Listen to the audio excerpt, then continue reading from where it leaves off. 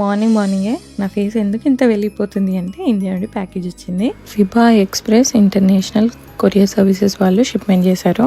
వీళ్ళు అబ్రాడ్లో like US, UK, Canada, Australia, Switzerland ఇలా చాలా కంట్రీస్కి వాళ్ళైతే కొరియర్ చేస్తారు.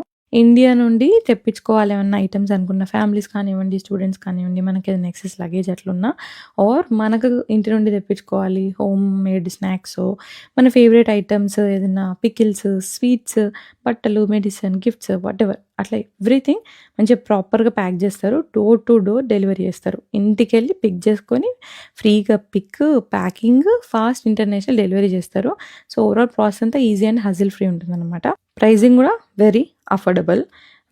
తెప్పించుకోవడం వర్త్ అనిపిస్తుంది.